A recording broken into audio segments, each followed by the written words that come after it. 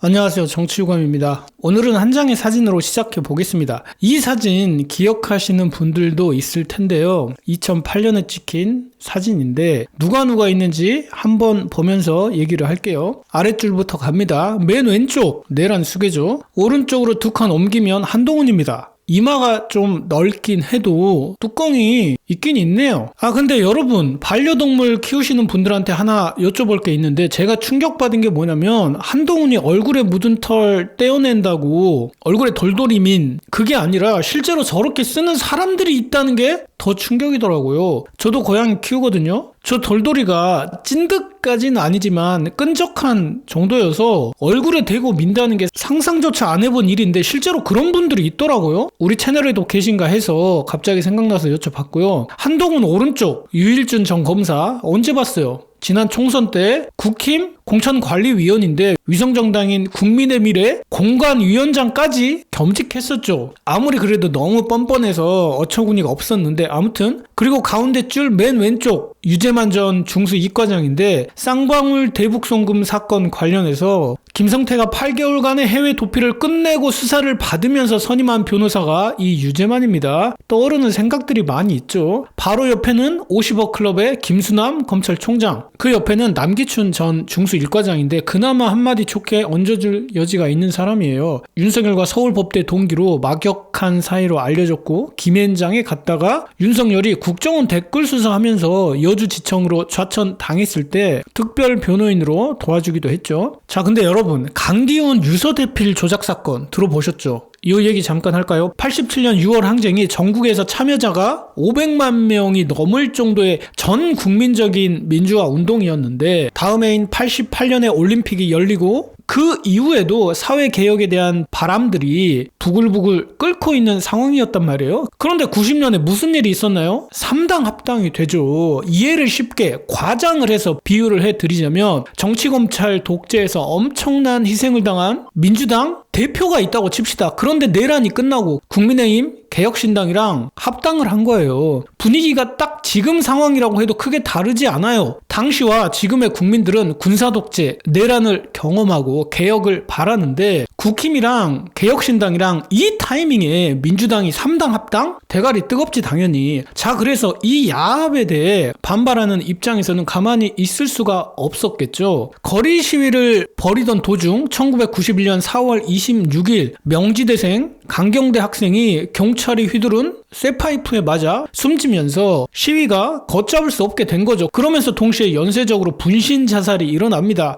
생각만 해도 안타까운데 이렇게밖에 항의할 수 없었겠죠. 자신들이 할 수 있는 가장 강한 저항 방법 중에는 이것밖에 없다. 분신 자살을 하신 분들 중에 김기설, 전민련 사회부장이 유서를 남겼는데 그 유서가 총무부장 강기훈이라는 사람의 필적과 똑같다. 네가 쓴 거 아니냐. 대필했지. 유서 대필 등 자살 방조 혐의로 유죄가 선고됐죠. 그렇다면 핵심은 필적이잖아요. 김기설과 강기훈의 필적이 같냐. 국가수 직원이 검사와 어떠한 감정을 원하느냐 이런 통화까지 했는데 결국 재심을 통해 2015년 유서 조작, 자살 방조 혐의에 대해 24년 만에 무죄가 확정됐죠. 근데 그때 유서 대필 조작 수사를 진두지휘한 게 김기춘 법무부 장관이고 당시 수사 검사 중 한 명이 남기춘이었어요. 남기춘이 강기훈 씨에게 이 빨갱이 새끼야, 너 같은 건 내가 거꾸로 매달아 취조하면 3시간이면 끝난다 이렇게 협박했다고 밝히기도 했어요. 맨 앞에서 좋은 말 하나 얹어줄 수 있다고 했는데 뭐냐면 삼성 비자금 사건 폭로한 김영철 변호사의 삼성을 생각한다 해서 삼성에서 뇌물을 받지 않은 검사 중에 한 명으로 이 남기춘을 언급한 적이 있었어요.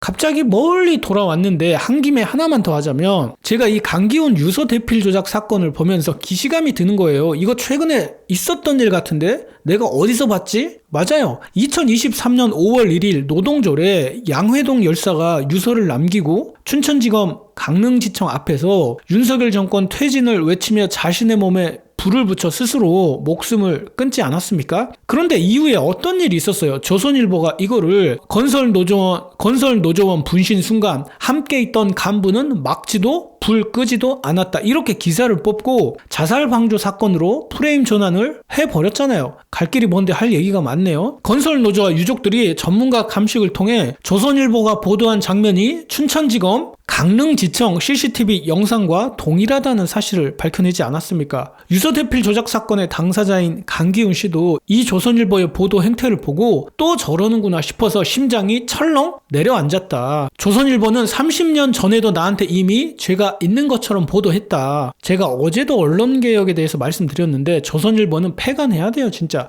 그 조선일보 허위보도 관련해서 경찰이 2년간 수사를 했거든요. 피의자들 어떻게 됐을 것 같으세요? 자, 이게 3일 전에 나온 보도입니다. 전원 불송치됐어요. 제가 모두까기는 아닌데 검찰, 경찰, 주거니 받거니 잘들 놀아 이 새끼들이. 저는 검찰청 없어지고 나면 좀 나아질까 그런 생각도 해요. 특정 사건에 대해서 검찰이 관련되어 있는 사건들은 경찰이 어떻게 하지를 못해. 그것들은 좀 나아질 여지가 있죠. 강기훈 유서대필 사건도 마찬가지. 양해동 열사 분신 사망도 강릉지청에서 CCTV가 불법 유출된 것이고, 백혜령 경정 마약 수사 무마 사건도 인천지검이 물려있고, 자, 그래서 남기춘 때문에 옆으로 샜는데 다시 정신 차려서 돌아오면 남기춘 옆에 누구예요? 이 모임의 대빵 안대희 당시 중수부장입니다. 이쯤에서 이 모임의 이름을 밝히자면 우검회, 우직한 검사들의 모임. 이제 좀 기억이 나실까나? 그리고 그 옆에 머리 시원하신 이완규 법제처장. 제일 윗줄 왼쪽 첫 번째 조재현 변호사인데 누구냐? 이화영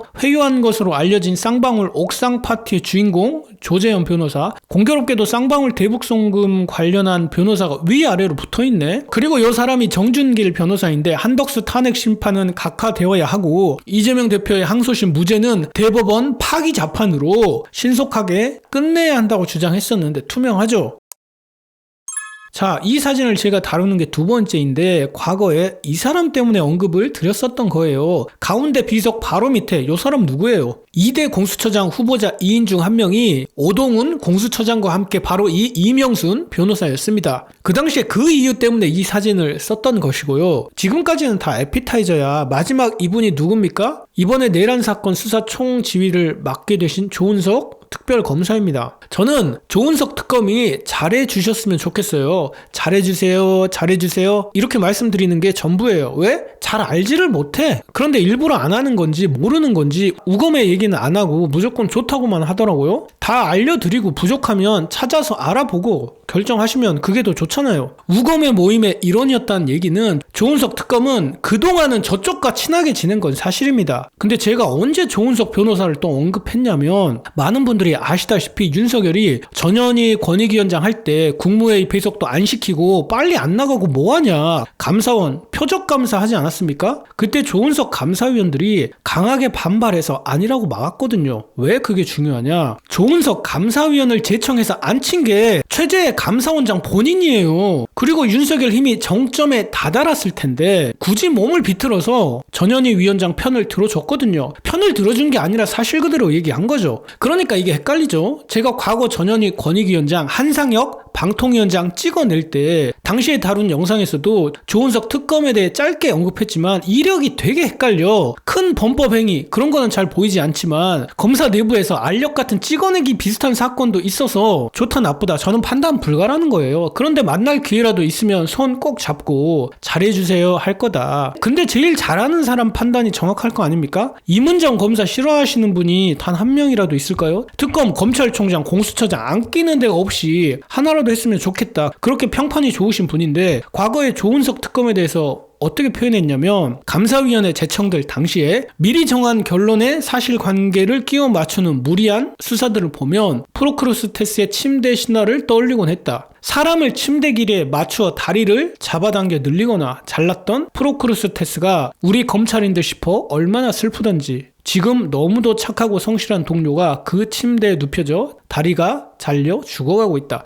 그래서 되게 애매하신 분이 지명된 건 맞다. 수사를 엄청 잘한다고 하는데 거기까지는 제가 몰라요. 봐도 잘하는지 못하는지 어떻게 알겠습니까? 관심이 있어서 들여다보는 사건이면 모를까? 기자들만 보고 판단하는 건 어렵죠. 조은석 특검 보고 100점 만점에 100점이다 이렇게 얘기하는 애들은 앞으로 가장 먼저 태세 전환할 확률이 높은 애들이니까 걸으시면 되고요. 되게 애매한 89점 정도 주고 싶다. 심리적으로 90점 정도는 되어야 잘하는 것 같은데 89점? 칭찬하기도 그렇고 뭐라 하기도 그런 경계선에 있지 않나 저는 그렇게 생각합니다. 그러니까 그런 거죠. 아니 90점, 91점, 95점 이상 되는 분들은 없었냐, 이런 의문이 들 수는 있겠으나 제가 믿는 건 이제 편법이나 봐주기 수사 그런 것이 용인되는 시대가 아니라는 거예요. 그거 두고 볼 민주시민 없습니다. 그러니까 너무 걱정하지 마시고 여러분과 저를 믿고 그리고 충분히 되돌릴 수 있다는 자신감을 가지고 매 눈으로 너 내가 딱 지켜보고 있다, 이런 감시 혹은 견제의 태도를 항상 유지하고 있으면 될 것 같습니다.